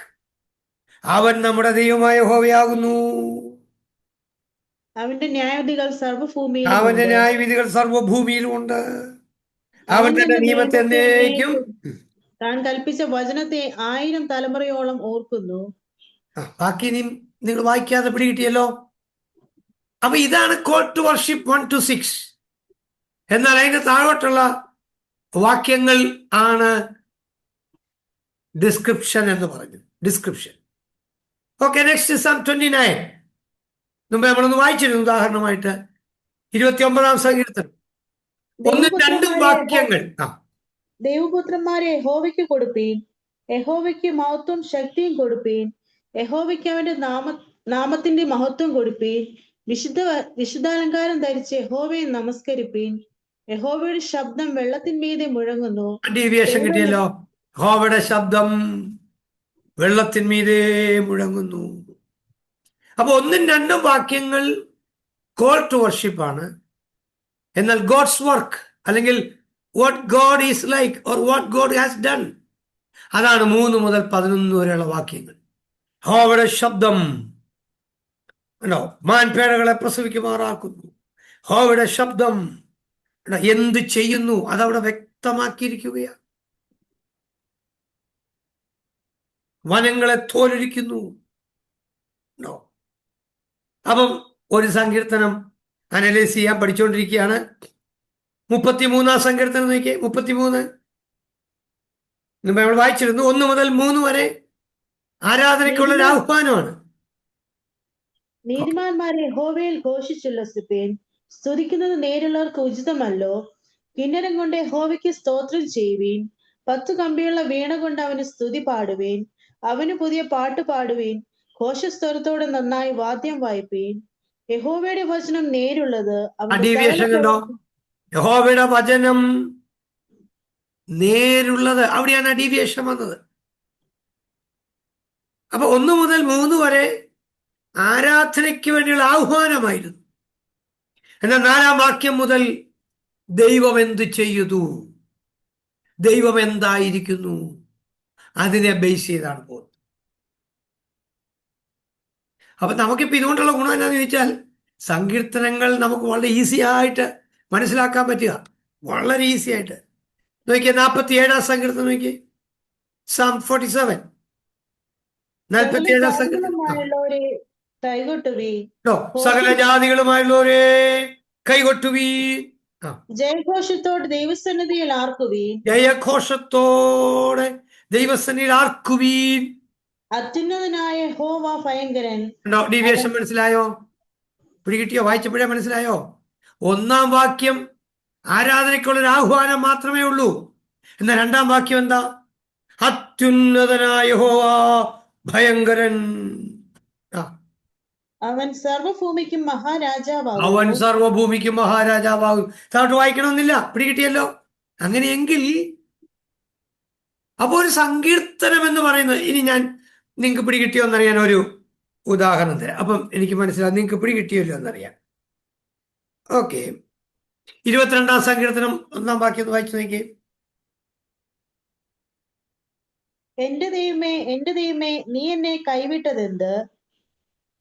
എന്നെ രക്ഷിക്കാതെയും എന്റെ ഞെരുക്കത്തിന്റെ വാക്കുകൾ കേൾക്കാതെയും അകന്നു നിൽക്കുന്നത് എന്ത്? ഓക്കെ, ആരാധനയ്ക്കുള്ള ആഹ്വാനം അതിനകത്തുണ്ടോ? ആരാധനയ്ക്ക് ആഹ്വാനമാണോ ചെയ്യുന്നത്? അല്ല. അല്ല. അപ്പൊ അത് സ്തുതിഗീതമല്ല. That's not him.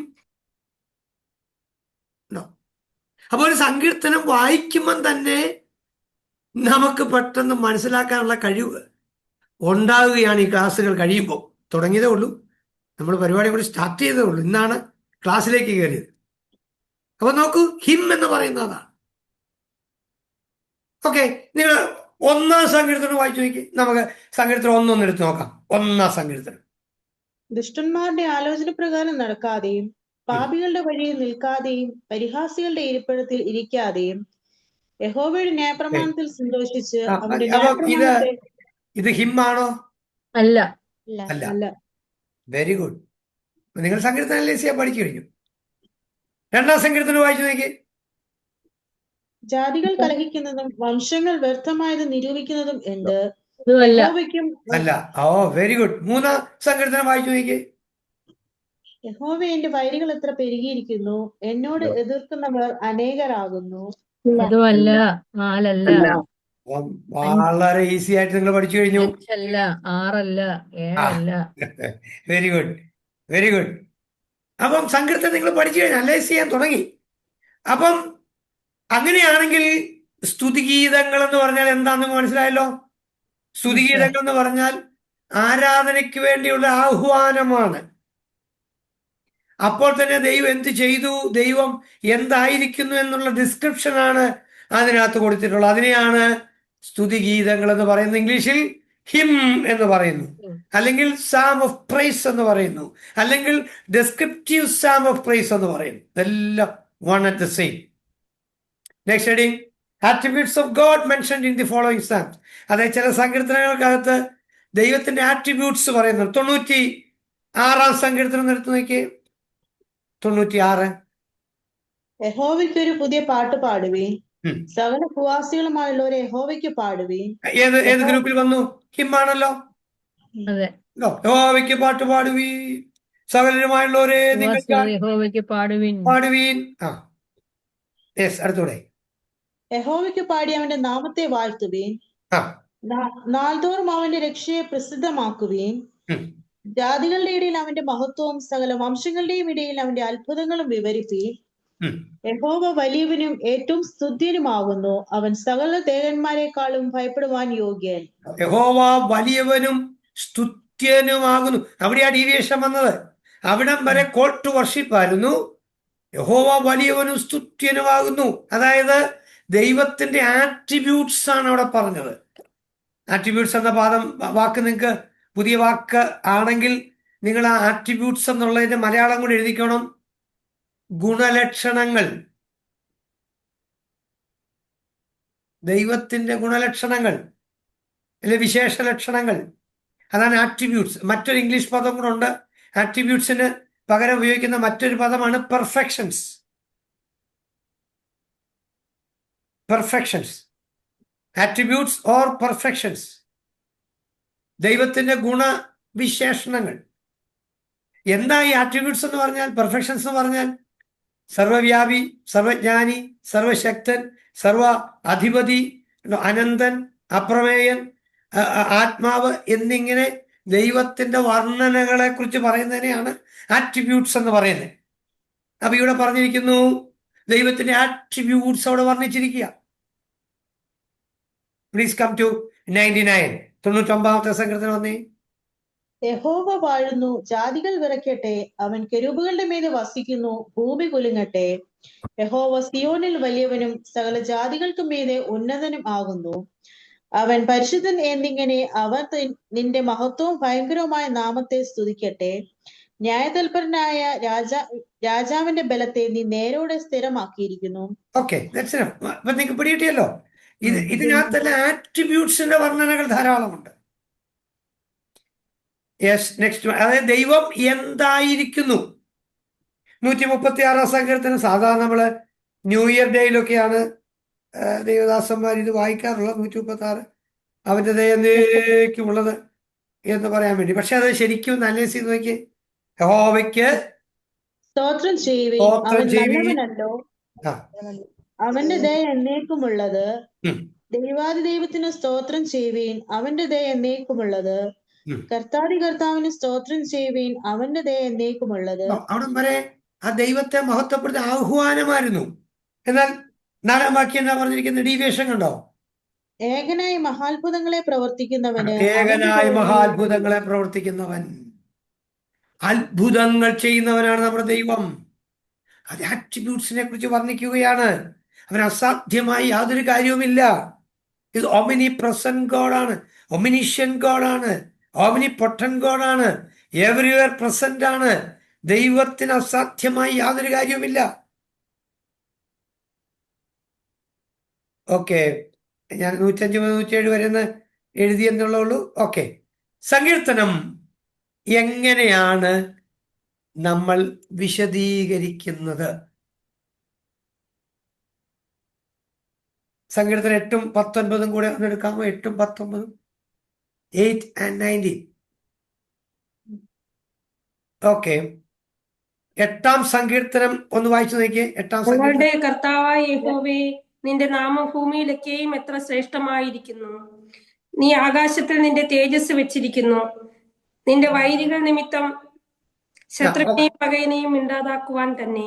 Okay okay 8ാം സങ്കീർത്തനം നമ്മൾ വായിച്ചപ്പോ ഇപ്പം 1ാം സങ്കീർത്തനം 2, 3, 4, 5, 6, 7 വരെയുള്ള സങ്കീർത്തനങ്ങള് ഹിം അല്ലെന്ന് നിങ്ങളിവിടെ ഓൾറെഡി പറഞ്ഞു കഴിഞ്ഞു. 8ാം സങ്കീർത്തനം ഏത് ഗ്രൂപ്പിൽ പെടുമെന്ന് നമുക്ക് നോക്കാം.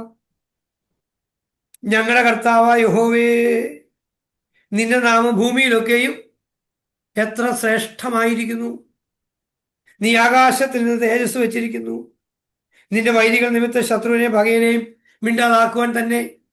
ഈ സങ്കീർത്തനത്തിനകത്ത് ആരാധനയ്ക്ക് വേണ്ടി ഒരു ആഹ്വാനം ഉണ്ടോ? പ്രാരംഭ വാക്കുകളിൽ ആരാധനയ്ക്ക് ഒരു ആഹ്വാനം ഇല്ല.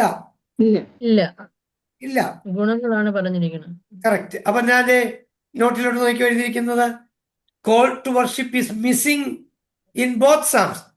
8ലും 19ലും ഈ ആരാധനയ്ക്കുള്ള ആഹ്വാനം മിസ് ചെയ്തിരിക്കുക. പക്ഷെ ദൈവത്തെക്കുറിച്ചുള്ള വർണ്ണനകൾ അതിഭയങ്കരമായിട്ടുണ്ട്.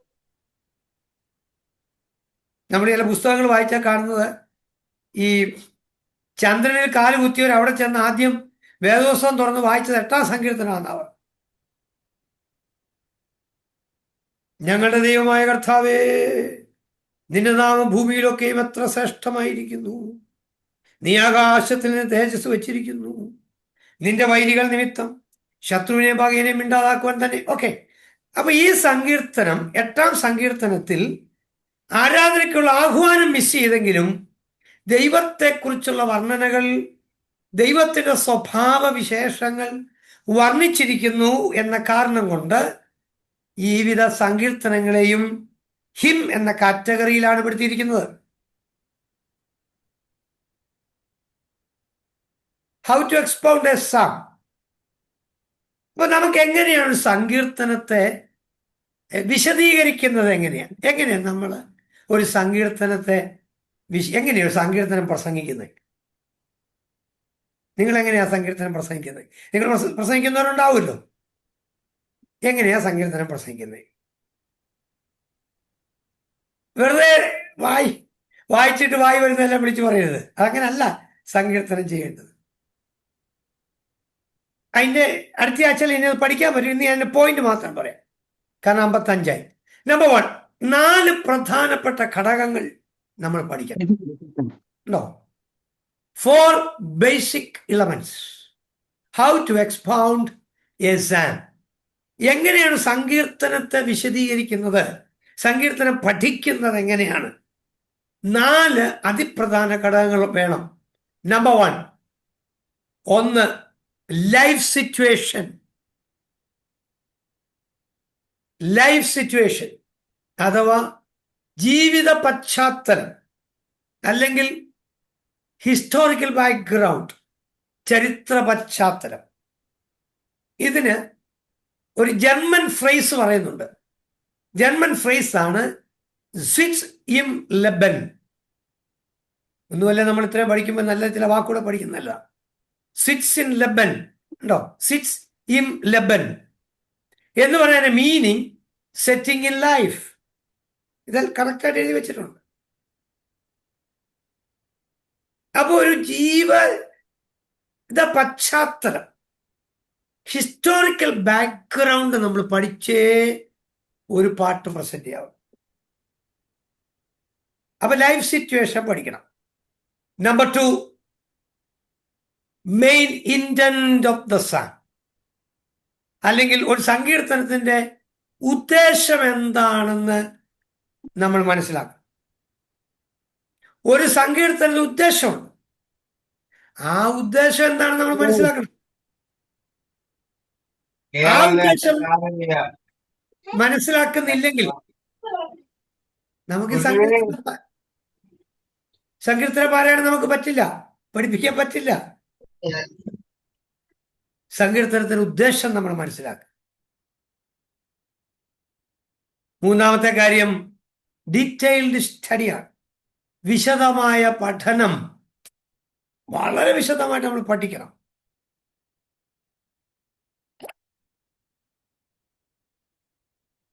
ഓക്കെ, എങ്ങനെയാ വിശദമായിട്ട് പഠിക്കുന്നത്? വിശദമായിട്ട് പഠിക്കണമെങ്കിൽ ഇതിന് നമുക്ക് ബിബ്ലിക്കൽ ടൂൾസ് ആവശ്യമാണ്. ബൈബിൾ പഠനത്തിന് ബൈബിൾ ടൂൾസ് നമുക്ക് ആവശ്യമാണ്. എന്താണ് ടൂൾസ്? Biblical tools. ഒന്ന്, ബൈബിൾ ഡിക്ഷണറി. വേദപുസ്തക നിഘണ്ടു എന്ന് പറയുന്ന ഒരു നിഘണ്ടു ഉണ്ട്. അത് ഓക്സ്ഫോർഡ് ഡിക്ഷണറി അല്ലത്. വേദപുസ്തക നിഘണ്ടു എന്ന് നിങ്ങൾ ഏത് ലൈബ്രറി ചെന്ന് നിങ്ങൾക്ക് വായിക്കാൻ കിട്ടും. അല്ലെങ്കിൽ നിങ്ങൾ ഈ ഓൺലൈനിലൊക്കെ നമ്മൾ തപ്പിയാൽ കിട്ടും. ബൈബിൾ ഡിക്ഷണറി അടിച്ചു കൊടുത്താൽ മതി. ലോഡ് ഓഫ് ഇഷ്ടം പോലെ ഡിക്ഷണറീസ് അവൈലബിൾ ആണ്. മലയാളത്തിലും ഇംഗ്ലീഷിലും അവൈലബിൾ. ഇംഗ്ലീഷിൽ ന്യൂ ബൈബിൾ ഡിക്ഷണറി എന്ന് പറയുന്ന ഒരു പുസ്തകമുണ്ട്. NBD നമ്മൾ പറയുന്നത്. NBD, new Bible dictionary. And NBC, new Bible commentary. ഒരു NBD NBCയും ഇംഗ്ലീഷ് നല്ലപോലെ വശമുള്ളവര് ആ പുസ്തകം വായിച്ചാൽ നന്നായിരിക്കും. NBD and NBC, new Bible dictionary and new Bible commentary. അങ്ങനെ ഒരു സാധനം അവൈലബിൾ ആണ്. അതിൻ്റെ ഗുണം എന്താണെന്ന് ചോദിച്ചാൽ നമുക്ക് ഏത് വാക്കുകളുടെ അർത്ഥവും അതിനകത്ത് കിട്ടും. ബിബ്ലിക്കൽ ടെർമിനോളജികൾ അതിനകത്ത് ലഭിക്കും. ബൈബിളിലെ ചില വാക്കുകളുടെ അർത്ഥം അതിനകത്ത് നോക്കിയാൽ അതിൻ്റെ ഹീബ്രു വാക്ക് എഴുതി തരും, ഗ്രീക്ക് വാക്ക് എഴുതി തരും, അതിന് മീനിങ് തരും. ബൈബിളിൽ എവിടെയൊക്കെയാണ്, ഏതൊക്കെയാണ് യൂസേജ്, ഇതെല്ലാം നമുക്ക് ഡിക്ഷണറിക്കകത്തുനിന്ന് കിട്ടും. അവിടെയാണ് ഒരു പഠനത്തിൻ്റെ, ടീച്ചിങ്ങിൻ്റെ ഓത്തന്റിസിറ്റി എന്ന് പറയുന്നത്, ആധികാരികത എന്ന് പറയും. ആരെങ്കിലും പറയുന്നത് കേട്ടാൽ അവരുടെ കയ്യിൽ നിന്നും കൂടി ഇട്ട് പറയുമെന്ന് നിങ്ങൾ മനസ്സിലാക്കണം. അപ്പൊ ശരിയായ പഠനം നമ്മൾ നടത്തണം. ഒരു ഡീറ്റെയിൽഡ് സ്റ്റഡി നമുക്കുണ്ടാകും. Detailed study. അപ്പൊ ഒന്ന്, Bible dictionary. 2, Bible commentary. 3, Bible versions. നമ്മൾ പറഞ്ഞായിരുന്നല്ലോ, ബൈബിൾ വേർഷൻസ്, ഡിഫറെന്റ് വേർഷൻസ്, വ്യത്യസ്തമായ വിവർത്തനങ്ങൾ. 4മത്തെ ഏറ്റവും പ്രധാനപ്പെട്ട കാര്യം എന്ന് പറയുന്നതാണ് ഇന്റർപ്രിട്ടേഷൻ എന്ന് പറയുന്നത്, വ്യാഖ്യാന ഗ്രന്ഥങ്ങൾ. വ്യാഖ്യാന ഗ്രന്ഥങ്ങളുടെ നമ്മുടെ സമീപനം എന്ന് പറയുന്നത് വാട്ട് അതേഴ്സ് ഹാവ് സെഡ് എന്നുള്ള മീനിങ്ങിലായിരിക്കണം. മറ്റുള്ളവർ ഇതിനെക്കുറിച്ച് എന്ത് പറയുന്നു, അതായിരിക്കണം നമ്മുടെ കോൺസെപ്റ്റ്. ഇപ്പൊ സങ്കീർത്തന ഭാഷ്യം, KV ജോൺ എന്ന് പറയുന്ന ഒരു പ്രസിദ്ധനായ മനുഷ്യൻ, പ്രഗത്ഭനായ മനുഷ്യൻ സങ്കീർത്തന ഭാഷ്യം എഴുതിയിട്ടുണ്ട്. KV ജോണിന്റെ പുസ്തകം വായിച്ചിട്ട് പ്രസംഗിക്കുകയാണെങ്കിൽ പിന്നെ KV ജോൺ എന്ന് പറഞ്ഞ പോരെ. നമ്മളത് വായിക്കുന്നത് നല്ലതാ, പഠിക്കുന്നത് നല്ലതാ. പക്ഷെ KV ജോൺ എന്തു പറയുന്നു എന്നുള്ള ചിന്തയിലായിരിക്കണം നമ്മൾ വായിക്കേണ്ടത്. ജോയ്സി മാത്യു എന്ന് പറയുന്ന ഒരാള് വേദപുസ്തകത്തിന് സങ്കീർത്തന ജാലകം എന്ന് പറയുന്ന പുസ്തകം എഴുതിയിട്ടുണ്ട്. വടവന സങ്കീർത്തനത്തിൽ ഭാഷ എഴുതിയിട്ടുണ്ട്. ഇഷ്ടം പോലെ സങ്കീർത്തന ഭാഷ്യങ്ങൾ അവൈലബിൾ ആണ്. ഞാനിപ്പോ നിൽക്കുമ്പോൾ തന്നെ എൻ്റെ മുമ്പിൽ 8 സങ്കീർത്തന ഭാഷ്യങ്ങൾ എൻ്റെ മുമ്പിൽ ഇരിപ്പുണ്ട്. 8 സങ്കീർത്തന ഭാഷ്യങ്ങൾ. സി Dake's annotated Bible, Dake's Bible. ഇതിനകത്ത് അമേരിക്കയിൽ നിന്നൊക്കെ ഉള്ളവരുണ്ടെന്ന് മുമ്പ് ലാലു സാർ പറഞ്ഞിരുന്നല്ലോ. നിങ്ങൾ ഡേക്സ് ബൈബിൾ ഇതുവരെ വാങ്ങിച്ചിട്ടില്ലെങ്കിൽ നിങ്ങൾ വാങ്ങിക്കണം. ഇല്ലാത്തവർക്ക് ഒന്ന് വാങ്ങിച്ചു കൊടുത്താലും കുഴപ്പമില്ല. ഡേക്സ് ബൈബിൾ എന്ന് പറഞ്ഞാൽ ഇറ്റ്സ് എ ഗുഡ് ടീച്ചർ. അതിൻ്റെയൊക്കെ ആ മാർജിനിൽ എഴുതിയിരിക്കുന്നൊക്കെ വായിച്ചു നോക്കണം. എന്തോ നല്ല ടീച്ചർ അറിയാം. എന്തെങ്കിലും ഉണ്ട്, എനിക്ക് ഡേക്സ് ബൈബിൾ ഉണ്ട്, ഞാൻ ഇതൊക്കെ റെഫർ ചെയ്യുന്നയാളാണ്. എന്നാൽ നല്ല ടീച്ചറാണ്, ബെസ്റ്റ് ടീച്ചറാണ്. ഞാൻ പറഞ്ഞത് ഡീറ്റെയിൽ സ്റ്റഡിക്ക് വേണ്ടി ഉള്ള കാര്യങ്ങൾ. സ്റ്റഡി ബൈബിളുകളുണ്ട്, സ്റ്റഡി ബൈബിളുകൾ ഇഷ്ടംപോലെ സ്റ്റഡി ബൈബിളുണ്ട്. പ്രീമിയർ സ്റ്റഡി ബൈബിളുണ്ട്, തോംസൺ ചെയിൻ റെഫറൻസ് ബൈബിളുകളുണ്ട്, ഡേക്സ് അനോട്ടേറ്റഡ് ബൈബിളുകളുണ്ട്, മാത്യു ഹെൻറി ബൈബിളുകളുണ്ട്. ഇഷ്ടംപോലെ ലോട്ട് ഓഫ്. അങ്ങനെയെങ്കിൽ 4-ാമത്തേതൂടെ പറഞ്ഞു നിർത്തും. അടുത്ത ക്ലാസ്സിൽ വിശദീകരിക്കണമെന്ന് എനിക്കറിയാം. മുഖവരിയാണ് 4-ാമത്തേത് ആപ്ലിക്കേഷൻ, അല്ലെങ്കിൽ വർത്തമാനകാലത്തിൽ ഈ സങ്കീർത്തനം എങ്ങനെ അപ്ലൈ ചെയ്യാം. ദാവീദിന്റെ കാലത്തെ ഒരു സംഭവത്തെ നമ്മൾ ഈ കാലത്തിൽ എങ്ങനെ കൊണ്ടുവരാം, അതും കൂടെ നമ്മൾ പഠിക്കാതെ പ്രസംഗിക്കരുത്. ദാവീദ് പണ്ടങ്ങനെ ചെയ്തു എന്ന് പറഞ്ഞിട്ടുണ്ടെങ്കിൽ ജനങ്ങൾക്ക് എന്തോ ആവേശം ഉണ്ടാകാന്. അപ്പൊ വർത്തമാനകാല ബന്ധം ഉണ്ടോ, ആപ്ലിക്കേഷൻ കൊണ്ടുവരണം. ഓക്കെ, ഞാനിവിടെ അവസാനിപ്പിക്കാം. 4 കാര്യം എടുത്തു പറയുന്നു. നമ്പർ 1, ലൈഫ് സിറ്റുവേഷൻ അല്ലെങ്കിൽ ചരിത്ര പശ്ചാത്തലം. Number 2, main intent of the Sam, പ്രധാന ഉദ്ദേശം. നമ്പർ 3, ഡീറ്റെയിൽഡ് സ്റ്റഡി, വിശദമായ പഠനം. നമ്പർ 4, ആപ്ലിക്കേഷൻ, വർത്തമാനകാല ബന്ധം. ഈ 4 കാര്യം അടുത്ത ക്ലാസ് ഞാൻ പറയണമെന്ന് എനിക്കറിയാം. എന്നാൽ നിങ്ങളതൊന്ന് പ്രിപ്പയർ ആയി വന്നോട്ടെ എന്ന് വിചാരിച്ച് പറഞ്ഞതാണ്. Thank you. God bless you. Hand over to pastor Lalu Jacky. Thank you. വളരെ അനുഗ്രഹിക്കപ്പെട്ട ക്ലാസ് എടുക്കുവാൻ കർത്താവിന്റെ ദാസനെ ഇന്ന് ദൈവം സഹായിച്ചല്ലോ. പ്രത്യേകിച്ച് ഞങ്ങളൊക്കെ സങ്കീർത്തനം വായിക്കുന്ന ഞങ്ങൾക്കൊക്കെ വളരെ പ്രയോജനകരമായ ഒരു ക്ലാസ് ആയിരുന്നു. ദൈവം സഹായിക്കട്ടെ. Praise the Lord. പ്രത്യേകിച്ച് താൻ പറഞ്ഞത് ഞാൻ ഓർക്കുന്നു, ഇന്ന് ഈ കൊയർ ടീമിനൊക്കെ നമ്മൾ എപ്പോഴും പാട്ട് പാടുമ്പോൾ പലപ്പോഴും ഞാൻ പറയാറുണ്ട് സ്തോത്രഗാനം പാടണം, സ്തുതിഗാനം പാടണം എന്നൊക്കെ. എന്നാൽ ഇപ്പോഴത്തെ കൊയറുകാർക്കൊന്നും അത്ര പെട്ടെന്ന് അത് അറിയുന്നില്ല. ഞാൻ ഇപ്പോഴും ഓർക്കുകയായിരുന്നു, ഇതിന്റെ യൂട്യൂബ് ചാനൽ, ഇതിന്റെ യൂട്യൂബ് ഞാൻ ഞങ്ങളുടെ കൊയർ ടീമിന്റെ ഗ്രൂപ്പിൽ പോസ്റ്റ് ചെയ്യുന്നതായിരിക്കും. കാരണം അവർക്ക് ഏത് പാട്ട് പാടണം, സ്തോത്രഗാനം എന്താണ്, സ്തുതിഗാനം എന്താണെന്നൊക്കെ കുറച്ചുകൂടി ഒരു അവയർനെസ് വരുവാൻ ഇത് കാരണമായി തീരും. വളരെ അനുഗ്രഹിക്കപ്പെട്ട ക്ലാസ് ആയിരുന്നു. ദൈവം സഹായിക്കട്ടെ. അതുപോലെ തന്നെ താൻ ദോഹയിൽ വന്നപ്പോൾ, എനിക്കൊന്ന് ഒരു 15-20 വർഷം മുമ്പാന്ന് തോന്നുന്നു, ദോഹയിൽ ഞങ്ങളോടൊപ്പം വന്നിട്ട് തിരിച്ചു പോയപ്പോൾ എനിക്കൊരു പുസ്തകം തന്നു, ഈ പ്രീമിയർ സ്റ്റഡി ബൈബിൾ. ഞാൻ അതാണ് എന്നെ ശുശ്രൂഷയിൽ ഒത്തിരി സഹായിക്കുന്ന ഒരു പുസ്തകമാണ്. ഇപ്പോഴും ഞാൻ സഭായോഗങ്ങളിലൊക്കെ കൊണ്ടുപോകുന്ന പുസ്തകം അതാണ്. താൻ എനിക്ക് താൻ ഉപയോഗിച്ചിട്ട് ദോഹയിൽ നിന്ന് പോയപ്പോൾ എനിക്ക് തന്നതാണ് പ്രീമിയർ സ്റ്റഡി ബൈബിൾ. അത് നിങ്ങളൊക്കെ വാങ്ങിക്കണം. ഒത്തിരി പ്രയോജനകരമായ ഒരു പുസ്തകമാണ്. വളരെ ദൈവം സഹായിക്കട്ടെ. സ്തോത്രം. Praise the Lord. ഇന്ന് ക്ലാസ് എടുത്ത കർത്താവിന്റെ ദാസന് ജോയിൻ ചെയ്ത എല്ലാ പ്രിയപ്പെട്ടവർക്കും പ്രത്യേകം നന്ദി അറിയിക്കുന്നു. ദൈവം എല്ലാവരെയും സഹായിക്കട്ടെ. നമുക്ക് പ്രാർത്ഥനയോടെ ആശീർവാദത്തോടെ പിരിയാം. നമ്മുടെ പ്രിയ സന്തോഷ് തങ്കച്ചൻ പാസ്റ്റർ ദോഹയിൽ നിന്ന് നമ്മളോടൊപ്പം ജോയിൻ ചെയ്ത കർത്താവിന്റെ ദാസനാണ്. അദ്ദേഹം എന്നെ ഇപ്പോൾ വിളിച്ചത് വളരെ സൗഖ്യമില്ലാത്തത് കൊണ്ട് ജോയിൻ ചെയ്യാൻ സാധിക്കുന്നില്ല എന്ന് പറഞ്ഞു. പ്രത്യേകാല കർത്താവിന്റെ ദാസന് കുടുംബത്തിന് വേണ്ടി പ്രാർത്ഥിക്കാം. ദൈവം തന്നെ സഹായിക്കട്ടെ. സ്തോത്രം. ഇപ്പോൾ നമുക്ക് പ്രാർത്ഥനയോടെ പിരിയാം. പ്രിയ സിസ്റ്റർ മോളമ്മ സുനിൽ അവസാനമായി പ്രാർത്ഥിച്ചാട്ട്. സിസ്റ്റർ മോളമ്മ സുനിൽ അൺമ്യൂട്ട് ചെയ്ത് പ്രാർത്ഥിച്ചാട്ട്.